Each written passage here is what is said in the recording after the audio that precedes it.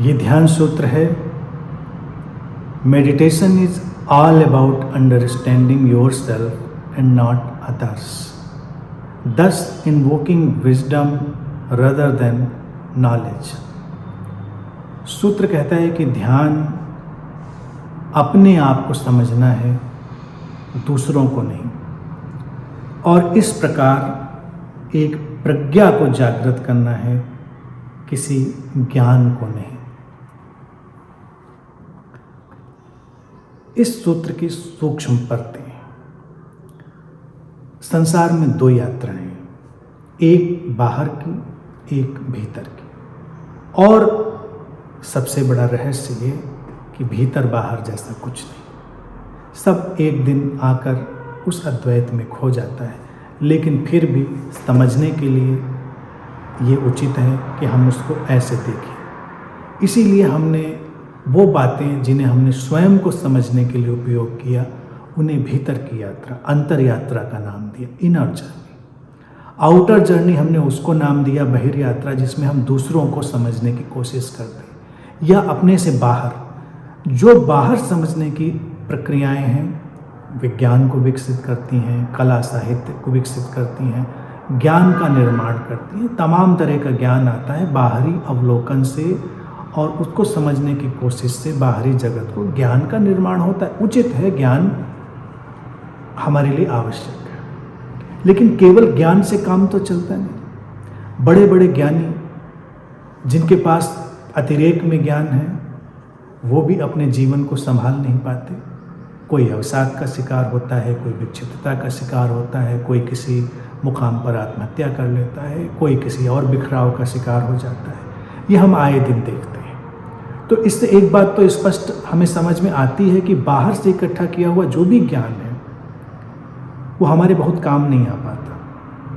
लेकिन हमने ऐसे लोग भी देखे हैं जिनको हम कहते हैं वो अपने भीतर के ज्ञान में उतरे, बोध को पहुँचे, उनके जीवन में परम शांति है, उनके जीवन में ठहराव है, कोई बिखराव नहीं है, उनके जीवन में अवसाद नहीं, आनंद है, उनके जीवन में अशांति नहीं, शांति है। तो हम उस तरह ही बढ़ना चाहते हैं, और इसके लिए सूत्र कहता है कि हमें स्वयं को समझना पड़ेगा, दूसरों को नहीं।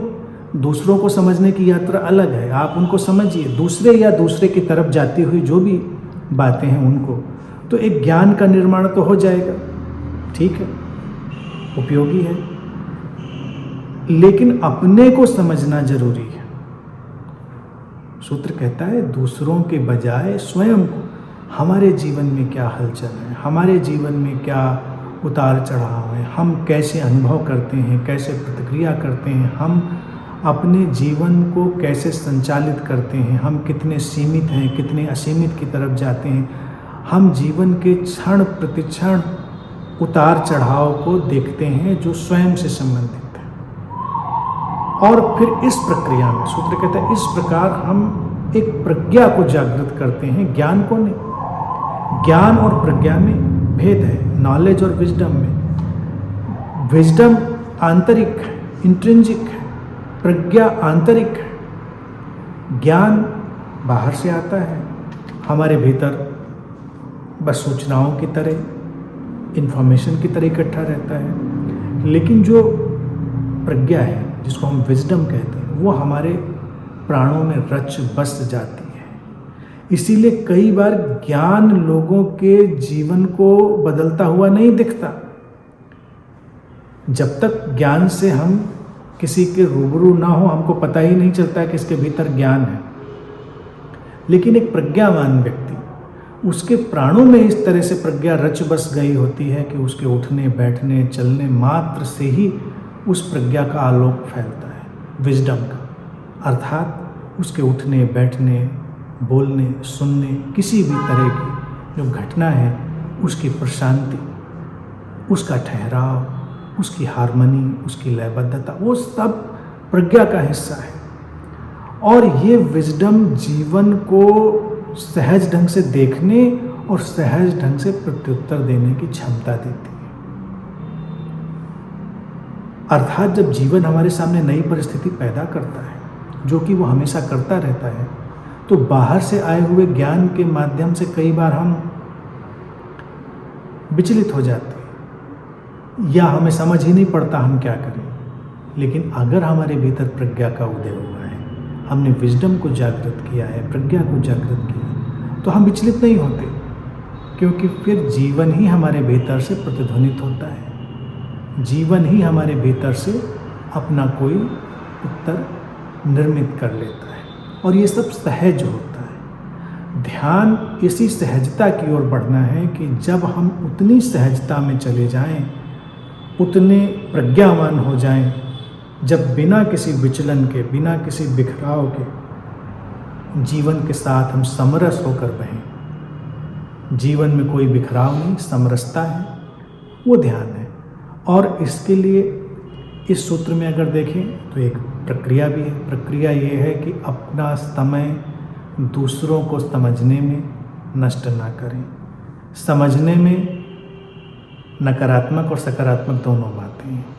नकारात्मक में हम दूसरों के एनालिसिस में लगे हैं, दूसरों की जांच पड़ताल में लगे हैं, कोई निंदा में लगा है, कोई आलोचना में लगा, उसमें समय नष्ट ना करें। इसके अलावा अगर आप सोचें कि चलो नकारात्मक नहीं करते तो सकारात्मक में ही चलें, तो आप बस प्रशंसा में, इन सब में लग जाएं, उसकी भी ज़रूरत नहीं है। जो जैसा जहाँ है वैसा है, उसके होने के प्रति सम्मान रखें, उसके अनूठेपन के प्रति सम्मान रखें, इतना पर्याप्त है। बस दूसरा है अस्तित्व का एक चमत्कार है, उसके प्रति पूरा सम्मान है, उसको समझने की कोई आवश्यकता नहीं। वो समझ भी तुम्हारी स्वयं की समझ के बाद सहज ही प्रतिफलित होगी, सहज ही घटेगी। तो ये सब समय नष्ट करने के बजाय अपने ऊपर समय को ले आएं, अपने साथ समय बिताएं, अपने साथ बैठें, कभी मौन में बैठें, कभी अपने आप का अवलोकन करें, कभी अपने कृत्यों का अवलोकन करें, कभी अपने विचारों का अवलोकन करें, कभी अपने भावों का अवलोकन करें। और इस सचेतन अवलोकन से धीरे धीरे प्रज्ञा की जो लौ है वो जागृत होनी प्रारंभ होगी और एक दिन वो पूरी अपनी शक्ति के साथ प्रकट होगी और हमें प्रकाशित करेगी। तो ये प्रक्रिया भी है। इस प्रक्रिया का हर साधक को ध्यान रखना चाहिए, क्योंकि दूसरे की तरफ दौड़ती हुई जीवन धारा का कोई मतलब नहीं है। जीवन तो उतना ही है जितना तुम्हारे साथ है। तो अपने साथ जुड़ना, अपने को समझना वो अनिवार्य है, वही ध्यान है और उसमें ही हमको डूबना है। कितना भी बाहर का ज्ञान हम इकट्ठा करें, उसका उपयोग करना है, उसके उपयोग तक सीमित रहना है, उसी को लेकिन जीवन नहीं बना लेना है। जब तक हमारे भीतर प्रज्ञा के फूल न खिलें, एक सहज बोध हमारे भीतर विकसित ना हो, तब तक एक साधक को रुकना नहीं है। उसको इस यात्रा में, इस अंतर यात्रा में चलते रहना है।